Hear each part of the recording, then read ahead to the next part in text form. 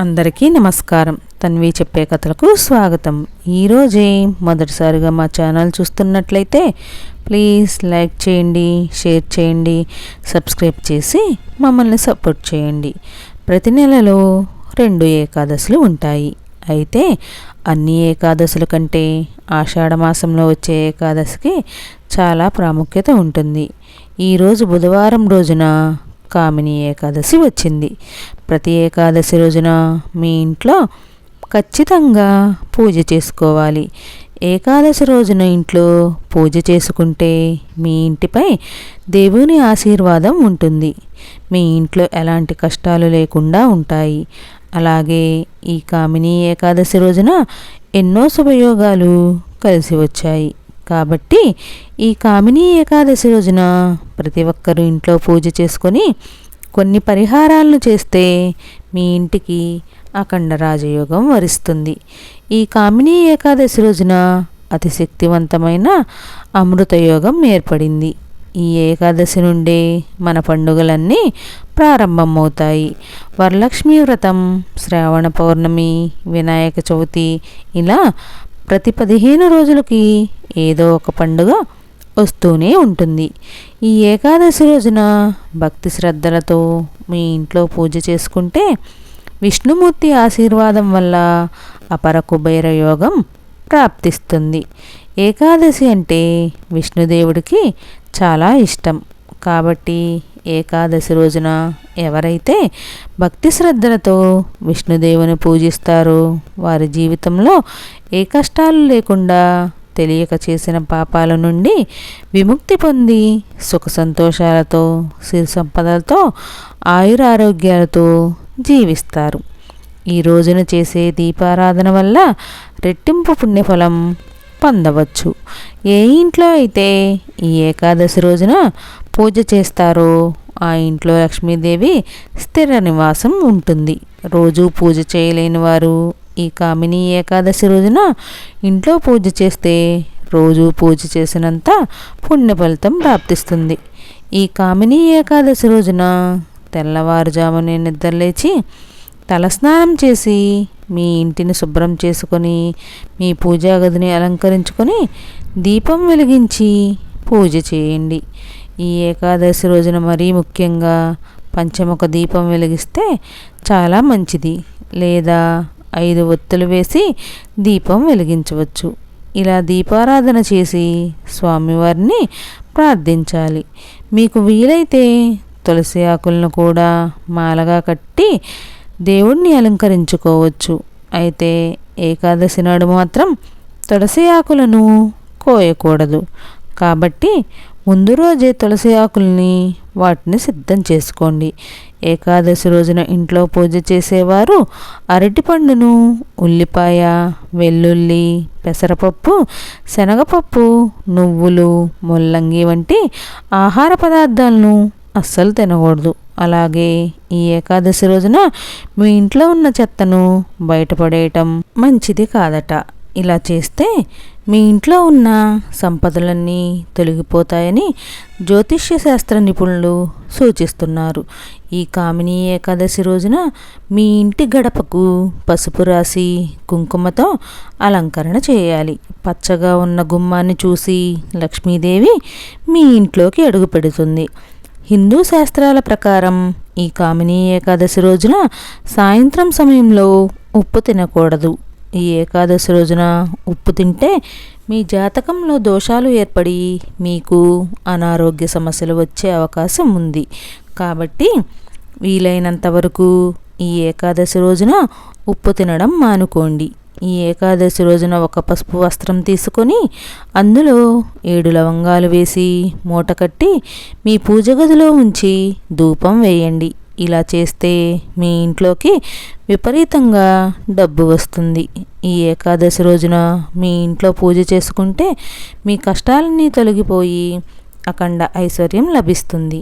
ఏకాదశి రోజున మీరు పూజ చేసేటప్పుడు పసుపు రంగు బట్టలను ధరిస్తే చాలా మంచిది. పూజలో దేవునికి నైవేద్యంగా 2 అరటి పండ్లను కానీ బెల్లం ముక్కను కానీ నివేదించండి. ఏకాదశి రోజున ఇంట్లో పూజ చేసేవాళ్ళు ఓం వాసుదేవాయ నమః అనే మంత్రాన్ని 108 సార్లు జపిస్తే విష్ణుదేవుని అనుగ్రహం వల్ల భోగభాగ్యాలను పొందుతారు. ఈ ఏకాదశి రోజున సాయంత్రం సమయంలో మీ ఇంటి గుమ్మం ముందు 2 దీపాలను వెలిగిస్తే మీ ఇంట్లోకి 3,000,000 దేవతలు అడుగు పెడతారట. ఈ 2 దీపాలలో ఒక దీపం విష్ణువుకి, మరో దీపం లక్ష్మీదేవికి అంకితం. ఎవరైతే ఏకాదశి రోజున సాయంత్రం సమయంలో ఇంటి ముందు 2 దీపాలు వెలిగిస్తారో వారి ఇంట్లోకి ఖచ్చితంగా లక్ష్మీదేవి అడుగు పెడుతుంది. లక్ష్మీదేవి ఉన్న ఇంట్లో డబ్బు కష్టాలు ఉండవు. అలాగే ఏకాదశి రోజున జిల్లేడు మొక్కకు పసుపు నీళ్లు పోస్తే మీకు బాగా కలిసి వస్తుంది. మీ ఇల్లంతా సిరి సంపదలతో నిండి ఉంటుంది. ఏకాదశి రోజున లక్ష్మీదేవి మరియు విష్ణుదేవుడు రావి చెట్టులో కొలువు ఉంటారని నమ్మకం. కాబట్టి ఈ ఏకాదశి రోజున రావి చెట్టును ముట్టుకొని నమస్కారం చేసి రావి చెట్టుకి 3 ప్రదక్షిణలు చేస్తే 3,000,000 దేవతల ఆశీర్వాదం లభిస్తుంది. అలాగే మీ ఇంట్లో డబ్బు సమస్యలు లేకుండా మీ ఇంట్లో డబ్బు పుష్కలంగా ఉంటుంది. ఏకాదశి ఉన్న ఇంట్లో స్త్రీలు కంటతడి పెట్టకూడదు. స్త్రీలు కంటతడి పెట్టినా ఇంట్లో లక్ష్మీదేవి ఉండదు. ఏకాదశి రోజున తలకి నూనె రాయకూడదని పండితులు అంటారు. ఏకాదశి రోజున మీ తలకు నూనె పెట్టుకుంటే మీ ఆయుష్ తగ్గుతుందట. మీ ఇంట్లో ఆదాయానికి మించిన ఖర్చులు ఉంటే ఏకాదశి రోజున మీ కాలికి నల్లదారం కట్టుకోండి.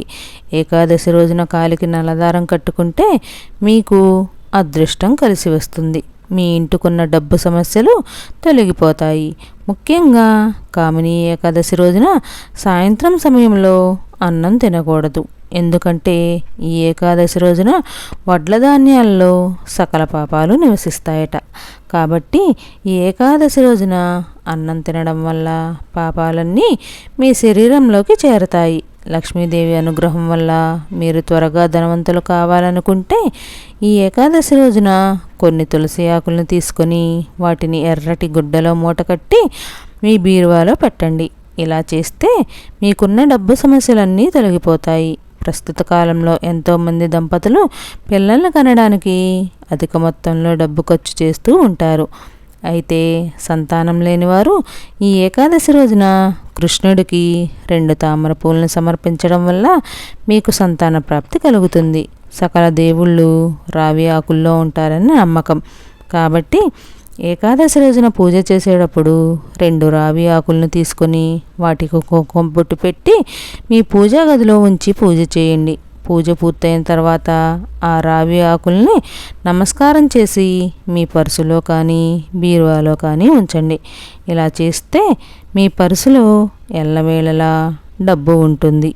పుణ్యాత్ముడైన రాజు యుధిష్ఠిర మహారాజు ఇలా అన్నాడు: ఓ పరమేశ్వర, ఆషాఢమాసంలోని కాంతిపక్షం రోజుల్లో వచ్చే దేవశయని ఏకాదశి నాడు ఉపవాసం యొక్క మహిమలను నేను మీ నుండి విన్నాను. ఇప్పుడు నేను శ్రావణమాసం చీకటపక్షం సమయంలో వచ్చే ఏకాదశి మహిమలను మీ నుండి వినాలనుకుంటున్నాను. ఓ గోవిందదేవ, దయచేసి నన్ను కరుణించి దాని మహిమలను వివరించండి. ఓ సర్వోన్నత వాసుదేవ, నీకు నా అత్యంత వినయపూర్వకమైన ప్రణామాలు. సర్వోన్నత భగవానుడు శ్రీకృష్ణుడు ఇలా సమాధానమిచ్చాడు: ఓ రాజా, ఈ పవిత్ర ఉపవాసం రోజు యొక్క పవిత్రమైన ప్రభావాన్ని నేను వివరిస్తున్నాను. ఇప్పుడు దయచేసి శ్రద్ధగా వినండి. ఇది అన్ని పాపాలను తొలగిస్తుంది. నారదముని ఒకసారి ఇదే విషయం గురించి బ్రహ్మదేవుణ్ణి అడిగాడు. ఓ సమస్త జీవరాశికి రాజాధిపతి అని నారదజీ అన్నారు. ఓ నీటిలో పుట్టిన తామర సింహాసనంపై కూర్చున్నవాడా, పవిత్రమైన శ్రావణ మాసంలోని చీకటి పక్షం రోజుల్లో వచ్చే ఏకాదశి పేర్లను దయచేసి నాకు చెప్పండి. ఆ పవిత్రమైన రోజున ఏ దేవతను ఆరాధించాలో దానిని పాటించడానికి అనుసరించిన ప్రక్రియ మరియు దాని యోగ్యత గురించి కూడా దయచేసి నాకు చెప్పండి.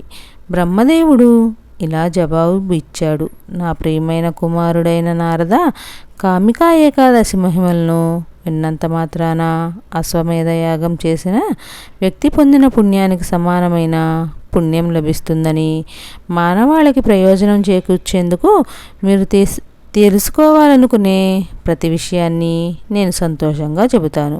నిశ్చయంగా శంఖము, చక్రము, గద, కమలములను చేతిలో పట్టుకొని శ్రీధరుడు, హరి, విష్ణువు అని కూడా పిలువబడే చతుర్భుజాల గదాధర భగవాన్ని పాదపద్మములను ఆరాధించేవాడు మరియు ధ్యానించేవాడు ఖచ్చితంగా గొప్ప పుణ్యాన్ని పొందుతాడు. మాధవ మరియు మధుసూదన కాశీ, నైమిషారణ్య అరణ్యం లేదా పుష్కరాల వద్ద గంగా నదిలో పుణ్యస్నానం ఆచరించిన వారి కంటే విష్ణువుని ప్రత్యేకంగా పూజించే అటువంటి వ్యక్తి భక్తుడు పొందే పుణ్యాలు చాలా గొప్పవి. గ్రహం మీద నేను అధికారికంగా పూజించబడే ఏకైక ప్రదేశం అయితే ఈ కామికా ఏకాదశిని ఆచరించి శ్రీకృష్ణుని ఆరాధించేవాడు హిమాలయాల్లో కేదార్నాథ్ని భగవాన్ని దర్శనం చేసుకున్న వాడి కంటే, సూర్యగ్రహణ సమయంలో కురుక్షేత్రంలో స్నానం చేసిన వాని కంటే, లేదా భూమిని దానం ఇచ్చిన వ్యక్తి కంటే గొప్ప పుణ్యాన్ని పొందుతాడు. కామికా ఏకాదశిని ఆచరించడం వల్ల పాలావును మరియు ఆమె దూడను వాని దాణాతో పాటుగా దానం చేసినంత పుణ్యం లభిస్తుంది. ఈ సర్వశుభ దినాన ఎవరైతే భగవంతుడైన శ్రీ శ్రీధర దేవుడైన విష్ణువును పూజిస్తారో వారు దేవతలు, గంధర్వదులు, పన్నాగాలందరిచే కీర్తింపబడతారు.